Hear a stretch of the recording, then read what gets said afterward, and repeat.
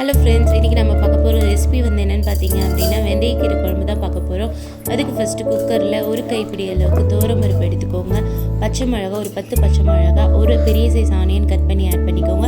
2 பெரிய தக்காளி கட் பண்ணி ஆட் பண்ணிக்கோங்க. ஒரு டேபிள் ஸ்பூன் அளவுக்கு விளக்கெண்ணெய் ஆட் பண்ணிக்கோங்க. ஒரு கைப்பிடி அளவுக்கு வெள்ளைப்பூண்டு ஆட் பண்ணிக்கோங்க.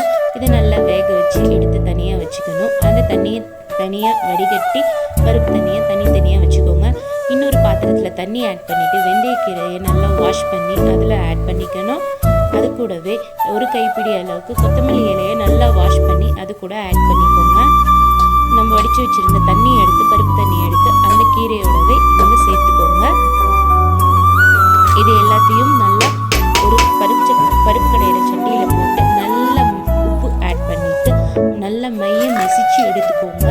மசிச்சு எடுத்ததுக்கு பிறகு ஒரு தாளிப்பு கரண்டியில் நல்ல எண்ணெய் ஒரு 2 டேபிள் ஸ்பூன் அளவுக்கு ஆட் பண்ணிவிட்டு வடகம் ஆட் பண்ணி தாளித்து கொட்டணும் அப்படின்னா அவ்வளோ ருசியான வெந்தயக்கீரை குழம்பு சூப்பராக ரெடி ஆகிடுங்க.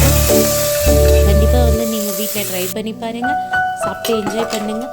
சுட சுட சாப்பிட்டு கொடுங்க, அவ்வளோ ருசியாக இருக்கும். ஒரு டைம் செஞ்சு பாருங்கள், கண்டிப்பாக மிஸ் பண்ணாமல் மறுபடியும் செய்ய